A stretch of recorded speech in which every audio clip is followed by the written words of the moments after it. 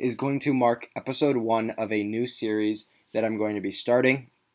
It is going to be both a team review after they are eliminated from the playoffs or playoff contention, as we're going to start with the Houston Rockets today, who have already been eliminated. But it also is going to be like an evaluation of certain players, whether or not it's rookies, young guys, veterans. It's just going to be going over their season, how they played, how this impacted their team, and any impacts on their future, whether it's in the card market or it's just as their career progresses as they're trying to win an NBA championship.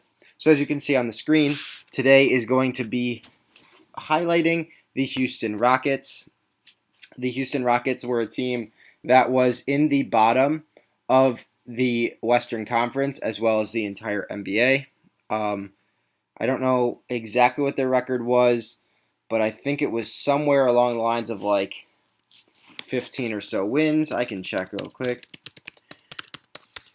Let's see, or not even stats.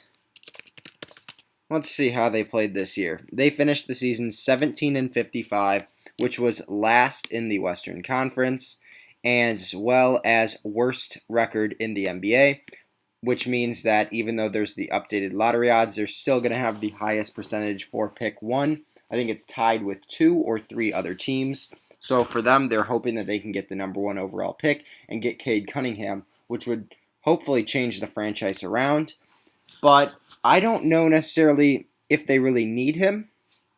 I think, of course, they could use him. I think he's a great player.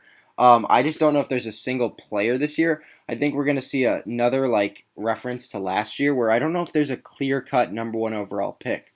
I think it's, and that might sound strange, I think Cade Cunningham is the clear-cut number 1 overall pick, but I don't know if he's going to live up to that hype as a number 1 overall pick. I think this draft class is probably one of the deepest that we've seen in recent years. I think it could even be deeper than the 2003-2004 draft, and I think that one was so big because of LeBron James, Carmelo Anthony, Dwayne Wade, Chris Bosh, and there's a few other players in there, and that's just memorable because of those top 3 guys in the class. But this one, I think there's picks in the late 20s, early 30s, possibly even throughout the entire second round that I think could be really good players, and I think starters, not just role players. And that's why I think a lot of teams should look to trading back in this upcoming draft. But we're going to talk about this past season and not the offseason in this video. As you can see, James Harden and Victor Oladipo played a combined 28 games. That's because James Harden was traded to the Brooklyn Nets, something we'll go over later in the video. And in return for James Harden, the Houston Rockets actually got Victor Oladipo, who they then flipped to the Miami Heat, if I'm correct. But the big highlight or star of this season for the Houston Rockets was Christian Wood. He established himself before I think he went down with injury as one of the top players, at least centers, in the entire NBA. He has the potential to become one of the top players, I think. He's really dominant when he does play. As you can see, in 32 minutes per game, he averaged 21 points, 9.5 rebounds, almost 2 assists, almost a steal, and over a block per game, which is honestly really good for a guy who's a first-year starter or star player playing big minutes. I think he was the best player on their team, but someone who was surprising was Kelly Olynyk. He played extremely well to end the season. As you can see, he averaged 19 points and 8.5 rebounds, as well as 4 assists, and I think that was after Christian Wood went down with injury. I'm not 100% sure if they played together, but Kelly Olynyk played really well, and I think he's going to solidify himself. I don't know if he's a free agent or not. I don't know anything about his contract, but I think he played well enough to earn a pretty hefty contract. I think if he's under contract, whatever contract it is, it's a steal for the Houston Rockets if they're trying to win now. I do think they could try and flip him, possibly on draft night if he's under contract, and I think he's deserving of a first-round pick to a contender after the way he played. But what I want to highlight is Kevin Porter Jr., Sean Tate, and even Armani Brooks. Those are 3 guys, and Kenyon Martin Jr. The Rockets have done a really good job of drafting players and then trading for young talent. They signed Sean Tate in the offseason out of Australia and through Ohio State, and I've been a really big fan of him since he was at Ohio State. I think he plays that type of point forward role like why was I going to say James Harden? James Harden does get triple doubles often, but he is very similar to Draymond Green. He's an undersized big, and I don't mean like center, but an undersized small forward or power forward that can get rebounds, pass the ball really well, and can shoot the ball when needed, although he's not going to do it too much. I think Sean Tate played extremely well on the team and probably some of the most complete basketball of anyone on the team. But the star of the season was definitely Kevin Porter Jr. He averaged 16.5, 6, and 4 on the year. And this was his break, I guess, after leaving Cleveland. The Rockets traded for him. They traded like a second-round pick for him, which is phenomenal value because Kevin Porter Jr. is a stud, and he is going to be for years to come. I think he could play that point guard role for the team. I could see Sean at the small forward role, along with Wood and Olynyk. I think they do need that shooting guard, and possibly even another small forward if they want to move Sean to the bench. But I think a shooting guard would really help this team, and that's why I think even at number 1, if Cade Cunningham might not be your guy, which I do think he would be, to play that shooting guard role, I think they could look to move back and maybe gain some more capital or a stud player, but I don't think they're going to do that because they want to build picks for the future, similar to the Thunder. But speaking of picks, I want to look at the picks that the Rockets have this year. So this is going to be really hard for me to read. There's a lot of words, but we'll start at the bottom. They are going to get the Portland Trailblazers first round pick. It was lottery protected this year, which it's not going to be in the lottery. So that means the Rockets are going to get a mid, possibly to late first round pick from the Portland Trailblazers. I don't know if, I'm not sure about this one, picks 1 to 9. I think the Rockets would not get that pick, or they might get it later in the first round at the very end. I'm not 100% sure on pick swaps in the NBA. It's really confusing, but they are not going to be getting this Detroit first round pick this year. Probably aren't going to get it next year. Could get it in 2023. Who knows? But it's looking like that's going to turn into a second round pick out of the Christian Wood trade, I think. But I'm not 100% sure. Maybe in years down the line it could come in handy. But the big trade was for James Harden. They have all of these picks from that deal. I'm not going to read it all out because it's been swapped around throughout the entire NBA, it seems. But they're going to have Brooklyn's pick this year. I don't know if they have any Cavs picks, but they're going to have a lot of picks in the years to come, which is really what's important. So they're going to have a top 1 projected pick this year, along with some other picks spread out throughout the first round and second round, as well as years to come. But I wanted to highlight the biggest part of their season, and that was trading James Harden in a deal with the Cleveland Cavaliers, Indiana Pacers, Rockets, and Brooklyn Nets. That meant that Karis LeVert went and Rodion Krukes and 3 first-round picks and 4 first-round pick swaps all went to Houston. Houston then traded Karis LeVert to the Indiana Pacers for Victor Oladipo, who they then moved to the Miami Heat for Kelly Olynyk. They really got robbed in the deal to the Heat, but we're not really going to focus on that. They did get a lot of good value for James Harden, in my opinion. They got so many first-round picks in the deal, and I think it'll really help them rebuild in the future once they're trying to become a contender again. I think Harden was kind of weighing them down in a sense that his contract was so big. They had so many young guys that they needed to get experience to. I think that trade will end up benefiting the team, and they won't look back on that regretting it because they were in no spot to contend this year. So we're going to go over Kevin Porter Jr. next. As we talked about, in 26 games, he averaged 16.5, 6, and almost 4. He did shoot kind of efficient throughout the field. I mean, 42.5% is not spectacular, and especially not 31% from 3, but I think that's something that he can focus on. A lot of times lefties aren't great shooters, but Kevin Porter Jr. I do think does a lot of driving.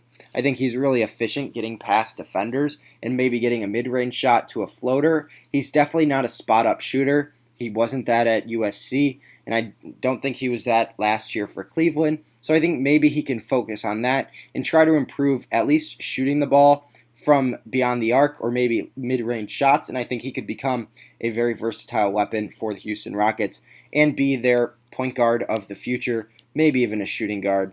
But I want to go over his per 36 numbers. So this year, if he had played 36 minutes per night, that's what per 36 minutes means, he would have averaged 18.5, 7 assists, 4.3 rebounds, almost a steal per night, and still the same percentages, obviously. And I think that's actually pretty good. If you think from a guy that this is his true, it's not his rookie season, but it's his true first season starting and playing consistent, to large amounts of minutes each night.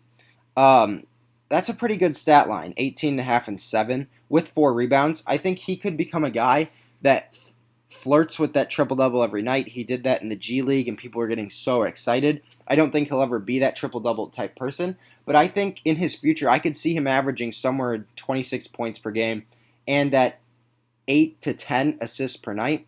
Maybe go with 6 rebounds. That's still a phenomenal stat line. And I'm just thinking per 36 minutes, if he becomes a full-time starter, I wouldn't be surprised to see him average 26, 9, and maybe 5 or 6. I think that's a really good stat line for somebody that's trying to invest. I think that's a really good guy to invest in, Kevin Porter Jr. His PSA 10 first rookie card, Prism, is going for roughly $75 to $100. I think that's a really good buy once the season finishes. Those should drop to around 50 to 60. I think that's something that I would look into purchasing in bulk. I know I did. I bought 5 of them, so we'll see how that plays out for anyone looking to invest in Kevin Porter Jr. But what I do want to see is his advanced stats. Now, true shooting percentage, I'm not 100% sure on what it means. It just says that it is a measure of shooting efficiency that takes into account 2-point field goals, 3-point field goals, and free throws. So I know crazy stat lines for true shooting is 60% and above. Kevin Porter Jr. was far from that this year. His free throws, I don't know how good they are. Let's see. He shot 73% from the line, which isn't horrible. You'd like to see that go up if you're expecting him to become a 3-point shooter. I don't really know if there's a way to figure out exactly what his 3-point percentage or projected would be out of that, but I know the two are related. I think 76% from the line and he shot 32% from the field. I think that does correlate a little bit. I'd love to see him practice on that, at least shooting the basketball and not relying on his athleticism. And I think he could become, like I said, a very versatile weapon. But true shooting percentage did decrease 0.07 this season from last, and that's not something to worry about, but you'd love to see that get closer to 60% true shooting. He's at almost 53%, and that's something that I'd like to see him improve on, which just means shooting the ball in general. But another player that I'm really high on for the Houston Rockets is Sean Tate. Now, he's another guy that can flirt with a triple-double every night.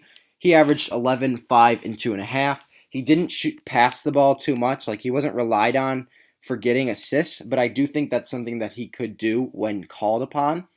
In games that he did start or play the point with not a lot of stars, he was getting close to that 10 assist mark, which was really good. He did shoot the ball at 30.8%, so let's just say 31%. But what's really exciting is to see that he still shot almost 51%, which means, as you can see, his 2-point field goal percentage was almost 60%, which is really good for a guy that's not known for his shooting. I think, again, if Tate practices on his 3-point shot, he didn't use that at all in college. I don't know if he used it in Australia, but he's never really relied on that. He's been a guy that'll get down into the post or shoot some mid-range shots and score the basketball that way, primarily in the post, because he plays bigger than he's listed at. And I think if he does learn how to shoot the 3-point shot more efficiently, I think he could be a really good player in the NBA for years to come. He is 25, so you wonder how many years does he have left, before he reaches that mark where it's wow, this guy's 30 when other players that were rookie in the same year are only 23. So it'll be interesting to see if that plays out and if the Rockets have to pay him a larger amount of money just because of his age and how he'll be in his prime quicker than some of these younger rookies. But I don't think it's going to matter for the Rockets. I think 5 years down the line, they'll be competing for a championship. I think building their assets has really helped them.